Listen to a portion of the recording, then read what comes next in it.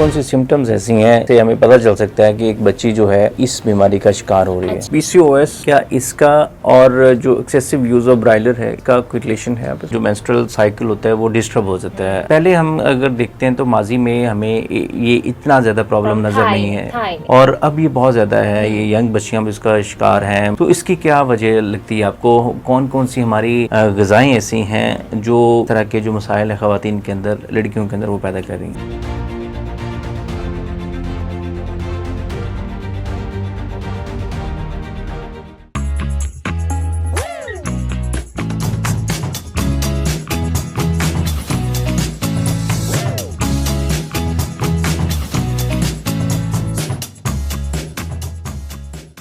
बिस्मिल्लाहिर्रहमानिर्रहीम, अस्सलाम वालेकुम। सोच विद मसूद रज़ा में खुश आमदीद। मैं हूं मसूद रज़ा और एक नई एपिसोड के साथ आपकी खिदमत पे हाजिर हैं। गुज़श्ता दिनों मेरी नज़र से एक रिसर्च गुज़री और वो रिसर्च इतनी परेशान कुन थी कि मैं काफ़ी दिनों से इस पे सोच रहा था कि मैं इस मौजू पर बात करूं। और ये मौजू जो है ये इतना अहम है कि ये घर घर का मसला बन चुका है।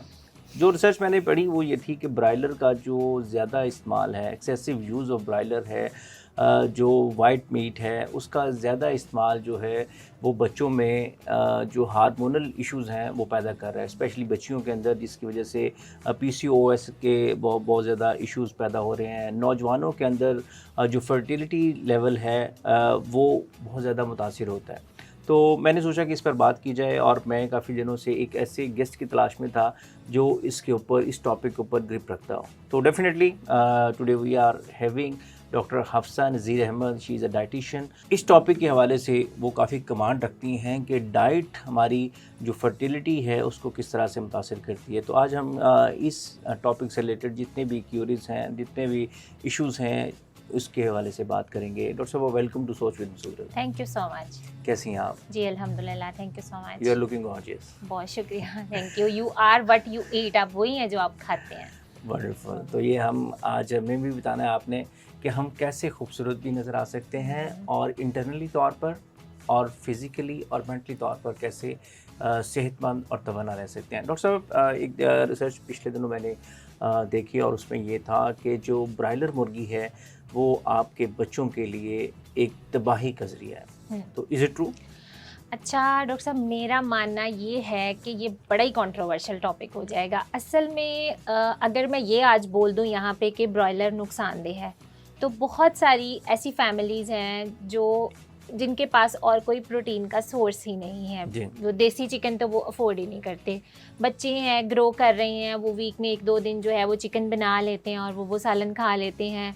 और हम इस पे बात कर दें और वो लोग वो वाला चिकन खाने से भी जाएं, आप ऑब्वियसली जो मटन तो हर कोई अफोर्ड नहीं करता, फ़िश सारा साल रहती भी नहीं है और हर कोई अफोर्ड भी नहीं करता।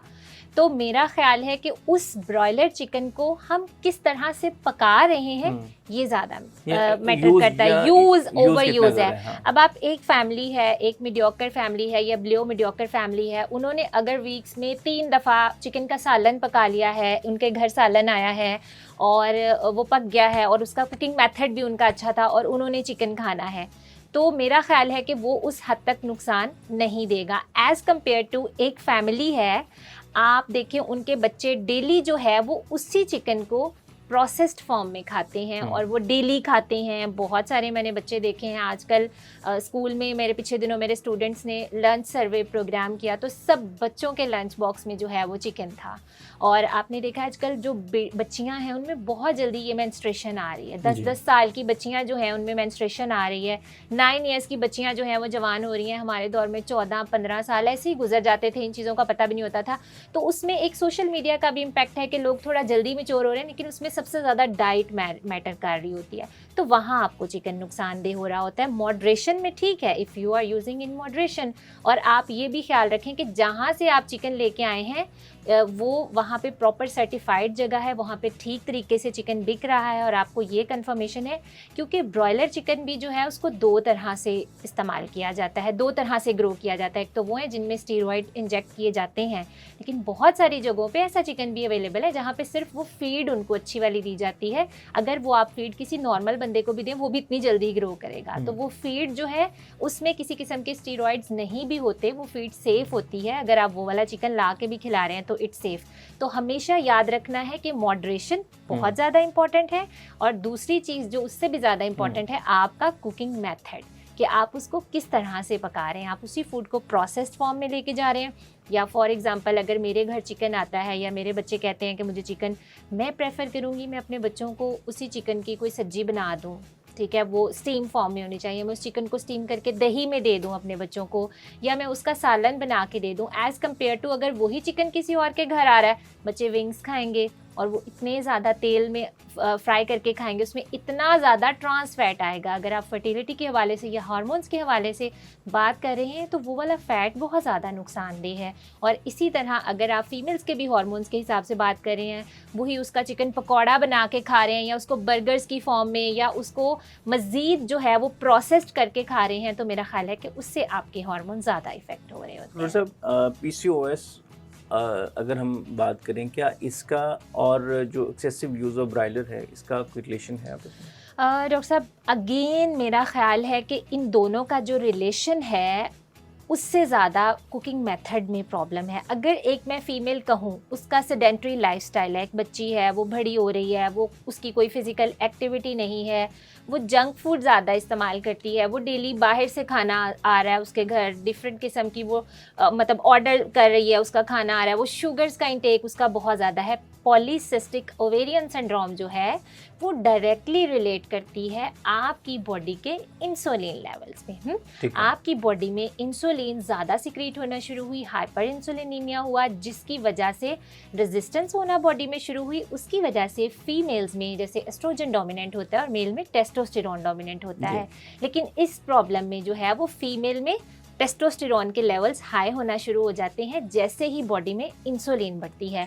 उसके बाद कुछ हमारे हार्मोन्स है जैसे FSH है, LH है, वो लाजमी ब्रॉयलर चिकन से डिस्टर्ब हो सकते हैं, लेकिन जो PCOS की शुरुआत है वो आपकी हुई है इंसुलिन की रेजिस्टेंस बॉडी में होने की वजह से।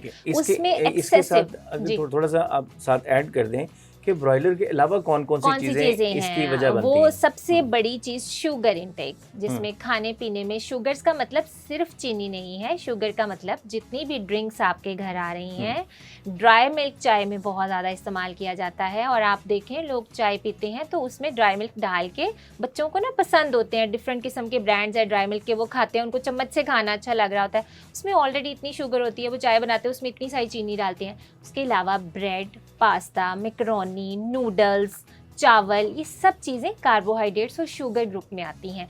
तो PCOS की रेशो उन लोगों में ज़्यादा होगी जो नाइट और इवनिंग्स में कार्बोहाइड्रेट का इस्तेमाल ज़्यादा करेंगे, शुगर्स का इंटेक ज़्यादा करेंगे।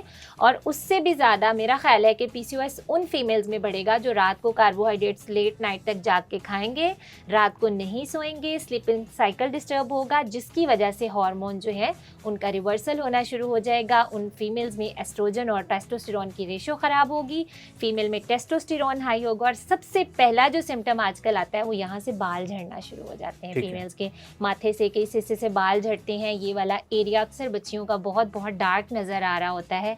आपके हार्मोन है, आपकी गर्दन डार्क नज़र आना शुरू हो जाती है। आजकल आप देखिएगा डॉक्टर साहब, स्कूल्स में जाके 5-5 साल के बच्चे हैं, उनकी बॉडी में इंसुलिन रेजिस्टेंस के साइंस जो है वो बोल बोल के कह रहे होते हैं कि उनको इंसुलिन की रेजिस्टेंस है। बच्चों की कोनियाँ, ये कोनियाँ और ये बाजुओं के दरमियान जगह है, ये बहुत ज़्यादा डार्क होती है, नेक डार्क होती है, चिन एरिया डार्क होता है, छोटे छोटे 5-5, 7-7 साल बच्चों के बाल गिर रहे होते हैं, बॉयज़ के बाल गिर रहे होते हैं, तो वहाँ से ही उनका हार्मोन लेवल जो है वो इफ़ेक्ट करता है। हाँ, अगर आप स्टीरॉयड वाला चिकन भी इस्तेमाल करते हैं तो डायरेक्टली आपका FSH इफ़ेक्ट कर सकता है, फॉलिकल स्टिमुलेटिंग हार्मोन। आप ओवेरियन फेलियर की तरफ जा सकते हैं। आजकल इतने ज़्यादा केसेस हैं ओवेरियन फेलियर के, अगर हम इस टॉपिक को लेके बैठें तो बहुत ब्रॉड हो जाएगा। उसमें सबसे ज़्यादा जो आजकल हम प्लास्टिक की बॉटल्स में पानी पीते हैं, इसमें प्लास्टिक के जो नैनो पार्टिकल्स जाते हैं, इसकी वजह से ज़ीनोएस्ट्रोजन जो है वो बॉडी में बहुत ज़्यादा जा रहा है। उसमें सबसे बड़ी रीज़न है PCOS की, या हार्मोन ख़राब होने की, या इनफर्टिलिटी की, मेल्स में भी और फीमेल्स में भी। तो इस वजह से जो है हम अगर ब्रायलर चिकन जो स्टीरॉइड वाला है उसका जो है वो इफ़ेक्ट डेफिनेटली आपके LH पे हो सकता है, FSH पे हो सकता है, अगेन टेस्टोस्टेरॉन का, लेकिन डायरेक्टली जो PCOS का ताल्लुक है वो शुगर एंड शुगर इनटेक और आपके लाइफस्टाइल के साथ है। डॉक्टर साहब कौन कौन सी सिम्टम्स ऐसी हैं जिससे हमें पता चल सकता है कि एक बच्ची जो है वो इस बीमारी का शिकार हो रही है? अच्छा, बच्चियों में अर्ली सिम्टम्स कौन से अर्ली हैं? सिम्टम्स बच्चियों में सबसे पहली चीज़ उनके चिन और अपर लिप एरिया डार्क होना शुरू हो जाएगा। आपको पता है, मैंने जो अपनी क्लिनिकल प्रैक्टिस में यंगेस्ट केस ट्रीट किया है, a girl with 9.5 years old, उसकी मेंस्ट्रुएशन 9 ईयर पे स्टार्ट हुई है, 9.5 साल की उम्र में वो PCOS उसको डायग्नोज हुआ है। अच्छा। और उस बच्ची का जब अल्ट्रासाउंड करवाया है तो उसका बहुत ज़्यादा बुरे हालात थे, ओवेरियन ओवरीज उसकी स्वोलन थी। उसका रीज़न क्या था? बच्ची का वेट बहुत ज़्यादा था, बहुत ज़्यादा, और फिर उसकी बॉडी में टेस्टोस्टेरॉन हाई होने की वजह से यही जो उसकी गर्दन बहुत ज़्यादा डार्क होना शुरू हो गई थी। और जैसे 1-2 दफ़ा उसको पीरियड्स आए, उसके बाद नहीं आए, 4 से 5 महीने जो है वो एमेनोरिया था, उसको पीरियड्स नहीं आ रहे थे। ये सबसे बड़ा सिम्टम है। लेकिन पीरियड्स ना होने के और भी बहुत सारे जो हैं वो रीज़न्स हो सकते हैं, ज़रूरी नहीं कि वैसे जब अर्ली एज में स्टार्ट होते हैं तो साइकिल सेट होने में ही जो है वो 1 से 1.5 साल बच्चियों का लग जाता है। तो उसमें आपने ख़ास कर ख्याल रखना है कि आपकी बच्ची को जो स्पेशली इस एरिया से हेयर फॉल ना हो रहा हो, और सेकंड जो है वो उसको कोई फेस पे डार्कनेस ना हो रही हो। थर्ड, छोटी छोटी बच्चियों के मुंह पे मोटे मोटे मोटे मोटे बाल आना शुरू हो गए थे। जैसे मैं अपनी एज तो नहीं बताऊंगी, इतनी भी मैं पुरानी नहीं हूँ, लेकिन हमें मतलब नहीं पता था ये फेस पे कोई वैक्स करवानी है, अभी तक हमें नहीं पता। और आजकल आप देखें ये कॉलेजेस में जाए 12-12, 13-13 साल की बच्चियाँ 15 साल की फेस वैक्स करवा रही होती हैं। वो रीज़न ये कि वैक्स की अवेयरनेस नहीं है, बच्चों के मुंह पे मोटे मोटे बाल आ रहे हैं। इसको हम डायरेक्टली चिकन के साथ जो है वो रिलेट कर सकते हैं, इस वजह से आ रहे हैं। और यहाँ से जो जब भी आपकी बच्ची के मुंह पे मोटा बाल आना स्टार्ट हो तो आप कहीं किसके हार्मोन्स डिस्टर्ब हो रहे हैं। डॉक्टर साहब, ये आपने बात की कि जो मेंस्ट्रुअल साइकिल होता है वो डिस्टर्ब हो जाता है अक्सर लड़कियों में, इवन कि मैरिड वुमेन और जो बात वाली खवातीन एज की हैं उनमें भी ये बहुत बड़ा एक इशू है। पहले हम अगर देखते हैं तो माजी में हमें ये इतना ज़्यादा प्रॉब्लम नजर नहीं है, था ही नहीं, और अब ये बहुत ज़्यादा है। ये यंग बच्चियाँ भी इसका शिकार हैं, जो अर्ली 30s में हैं वो भी इसका शिकार है। तो इसकी क्या वजह लगती है आपको? कौन कौन सी हमारी ग़िज़ाएँ ऐसी हैं जो इस तरह के जो मसाइल है ख़वातीन के अंदर, लड़कियों के अंदर, वो पैदा कर रही हैं? सबसे पहली चीज़ ये जो सो कॉल किस्म का मॉडर्निज्म है ना, कि रात को हम तो जागते हैं, हम तो सुबह लेट तक सोते हैं, फिजिकल इनएक्टिविटी। को पता है अल्लाह ताला ने जो हमारा निज़ाम बनाया हुआ है, एंटी एजिंग सिस्टम बनाया हुआ है, आप हमारी दादो देख लें, हमारी मम्मा देख लें, इवन हमें भी आदत है कि हम रात को जल्दी सोते थे, मम्मा रात को बहुत जल्दी सो गए और सुबह जल्दी आए। और आप हर सेहत को अपने इस्लाम से रिलेट कर सकते हैं कि रात को जल्दी सोएं, सुबह को जल्दी उठें, जिसकी वजह से आपकी बॉडी में इंसुलिन की रेजिस्टेंस नहीं होती और आपकी बहुत सारी बॉडी में रिकवरी हार्मोन्स जो हैं, जो आपकी बॉडी में प्रोसेस हो रहा होता है, जो आपको है रात को रिकवर करना होता है, वो एक स्पेसिफिक आवर्स की स्लीप होती है, जिसमें आपके सारी जो तोड़ फोड़ है, आपके प्रोस्टाग्लैंडिन्स हैं, वो सारी मुरम्मत आपकी रात को हो जानी होती है। उसमें ही आपके हार्मोन लेवल अच्छा होता है। हम जितने भी ब्लड हार्मोन के टेस्ट करवाते हैं, मोस्टली मेल्स के या फीमेल्स के, तो हम जो है वो कोशिश कर रहे होते हैं कि सुबह सो के उठते ही आपने हार्मोन प्रोफाइल करवानी। क्यों? क्योंकि उस टाइम टेस्ट परफेक्ट आता है और आपका हार्मोन मैक्सिमम लेवल पे होता है जब आप रात को सोए हुए होते हैं। तो जो मेंस्ट्रुएशन नहीं हो रही, पीरियड्स जिनके मिस हो रहे हैं या साइकिल ख़राब हो रहा है, उसमें सबसे पहला जो प्रॉब्लम है वो लाइफस्टाइल का है। लाइफस्टाइल ख़राब है, रात को लोग जागते हैं, दिन को सोते हैं, रात को लेट सोते हैं, जिसकी वजह से फिर लेट सोते हैं तो आपको पता है कि लेट सोने से खाना भी लेट खाएंगे, कुछ ना कुछ जागते हुए स्नैकिंग भी करेंगे, शुगर्स का इंटेक करेंगे या कोई ना कोई प्रोसेस्ड फूड खाएंगे, जिसकी वजह से हार्मोन्स ख़राब होगा। सेकंड, आपका इनएक्टिव लाइफस्टाइल है, हिलना नहीं है, मोबाइल आ गया है, अब तो लाइफ इतनी इजी हो गई है हमारी, और हमने बैठे बैठे ही जो है बस एक हुक्म करना है, हमारा एसी भी चलना है और सब कुछ हो जाना है। आजकल तो हमारी जो है वो इतनी ज़्यादा जदीद टेक्नोलॉजी कि हमें रिमोट तक भी नहीं यूज़ करना पड़ता, तो इस वजह से उसमें फ़िज़िकल इनएक्टिविटी सेकंड जो है वो रोल हो सकता है, जिसकी वजह से। और थर्ड, जो आपका इंटेक अच्छा नहीं है, आपकी फूड अच्छी नहीं है, लोगों को नेचुरल डाइट्स का नहीं पता, इतना ट्रेंड है, मतलब हमें नहीं पता कि हम इनकार करते थे मम्मा को कि हमने कोई चीज़ नहीं खानी, हमें तो डर लगता होता था कि भाई आगे से मार पड़ेगी। आजकल हम अपने बच्चों से डरते हैं, वो दौर ही नहीं रहा। बच्चे, मैंने देखा है, जिद करते हैं। और आप देखिएगा स्कूल्स में स्पेसिफिकली आजकल मेरा सर्वे होता रहता है, मैंने ट्रेंड देखा है, बच्चे फूड से ये खाता ही नहीं है, मेरा बच्चा तो, हमारे पास ओपीडी में फीमेल्स आती हैं 4-4, 5-5 साल के बच्चे, बड़े बड़े फीडर्स पकड़े हुए होते हैं, अनहेल्दी फूड चॉइसेस हम इनको कहते हैं इसको खिलाओ, नहीं ये तो खाता ही नहीं है, हम क्या करें, हमारी मजबूरी है, हमारा बच्चा खाता नहीं, हमारा बच्चा रोटी नहीं खाता, चावल नहीं खाता, चोंचले बहुत ज़्यादा आ गए हैं, आपकी फूड चॉइसेस अच्छी नहीं है, फलान कोई चिकन नहीं खाता उसको स्मेल आती है, कोई मटन नहीं खाता, वो ये फल नहीं खाता, तो फूड चॉइसेस बहुत अनहेल्दी हैं कि आप एक स्पेसिफिक फूड पे रहते हैं, बस वही चीज़ें खानी है, जिसकी वजह से हार्मोन्स ख़राब हो सकते हैं। और स्ट्रेस सबसे बड़ा फैक्टर है जो आजकल हमारे हाथों में है, मोबाइल है, अभी कोई गया है, मम्मा से पूछती हूँ आपको कैसे पता चलता था कि पापा पहुँच गए थे, तो वो बस वो तब चले, हमारे ज़माने तो पीटी सेल होते थे, या उससे पहले मम्मा कहती बस टाइम होता था बायोलॉजिकल क्लॉक के, अच्छा पहुँच गए होंगे, अब इतने बजे आ जाएंगे, तो अब हमें कितनी स्ट्रेस है। मैं अक्सर हस्बैंड का लास्ट सीन हो ना इतने बजे का, और वो चले गए हैं और मैं वेट करती रहती हूँ, अच्छा लास्ट सीन है, पहुँचे नहीं यूनिवर्सिटी, अच्छा लास्ट सीन है, यही कितना बड़ा स्ट्रेस फैक्टर है हमारी लाइफ में। तो स्ट्रेस और मोबाइल, ये टेक्नोलॉजी ये हमें सबसे बड़ी परेशानी है, अपने पैदा किए स्ट्रेस है। हाँ, इसकी वजह से हार्मोन्स बहुत ज़्यादा डिस्टर्ब होते हैं। कौन सी जो डाइट्स हैं उनके एक्सेसिव इस्तेमाल जो है वो जनाना भांजपन की वजह बनता है? सब diet, excess of everything is bad. अगर आप बहुत ज़्यादा कार्बोहाइड्रेट्स खाई जा रहे हैं, अगर हम इसमें थोड़ा सा एक्सप्लेन कर दें, ट्रांस फैट, जैसे आप फ्राइड आइटम्स जितनी ज़्यादा खाते जाएंगे, जितना ज़्यादा ट्रांस फैट खाते जाएंगे, जब आप ऑयल को एक स्पेसिफिक टेम्परेचर पे बॉईल करते हैं तो वो ट्रांस फैट में कन्वर्ट होता है, जो कि आपकी बॉडी में इन्फ्लेमेशन के प्रोसेस को बहुत इन्हेंस करता है। इन्फ्लेमेशन को हम आम ज़बान में कहते हैं जंग लगना, आपकी बॉडी को जंग लगाता है, रस्ट लगाता है।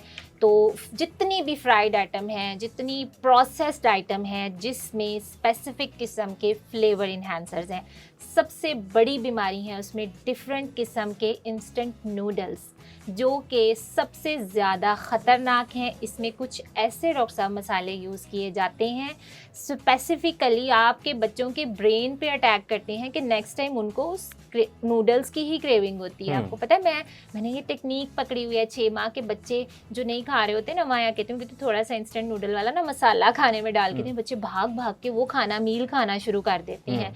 तो ये बहुत ज़्यादा नुकसानदेह है। जितने आजकल फ्लेवर इन्हांसर्स आ गए हैं, ये डब्बे वाले मसाले हैं, इनमें बहुत सारे जो हैं वो जीनो एस्ट्रोजन जो है आपकी बॉडी में इसका इफ़ेक्ट होता है, जीनो एस्ट्रोजन बन रहा होता है, जिसकी वजह से आपका हार्मोन ख़राब हो रहा होता है। तो ये बहुत बड़ा रीज़न है। पैकिंग फूड और ट्रांस फैट जो है, जो सबसे बड़ी रीज़न बन रहा है जनाना बांझपन की। अब वो कौन कौन सी डाइट्स ऐसी हैं जिनका इस्तेमाल जो है वो इन मसाइल को ख़त्म कर सकता है, जिसमें PCOS है, बांझपन है, जो इरेगुलरिटी ऑफ पीरियड साइकिल है? उसमें आपने सबसे पहले ख्याल रखना है कि जितनी भी कार्बोहाइड्रेट वाली अशियाँ हैं, जैसे रोटी, चावल, ब्रेड, बिस्किट, फ्रूट्स, वेजिटेबल, आप कोशिश करें कि उसको दिन के पहले हाफ में खा लें। आपको नाश्ता करना है, वो हमारे मतलब हमारे इस्लाम में भी है मेरा, हालांकि ब्रेकफास्ट लाइक अ किंग, आप ज़्यादा से ज़्यादा नाश्ता खाएं, जितनी जल्दी हो सके खाएं। वो इसी वजह से कि आपकी रात को बॉडी जो है वो, आप सोए हुए हैं, उठें, आपका मेटाबॉलिज्म एक दफ़ा से बूस्ट है, आप ज़्यादा सारा ब्रेकफास्ट भी खा लेंगे तो ये आपके लिए अच्छा है। और आप कोशिश करें कि लंच और ब्रेकफास्ट अपना अच्छा सा खा लें और उस टाइम तक अपनी कैलोरीज खा लें। लंच का मतलब शाम के 6 बजे लंच नहीं है, ब्रेकफास्ट का मतलब दिन के 2 बजे नहीं है, वो जो आइडियल टाइम है। 8 बजे आपका ब्रेकफास्ट है, आपका पहला स्नैक है, 2 बजे आपने कार्बोहाइड्रेट्स। इवनिंग्स में कोशिश करें कि आप प्रोटीन खाएं, जिसमें आप जो है वो शामी कबाब की फॉर्म में खा सकते हैं, कोई भी सूप ले सकते हैं, यखनियाँ ले सकते हैं, हड्डियों की यखनियाँ ले सकते हैं, चने खा सकते हैं, बीन्स खा सकते हैं, दालें खा सकते हैं।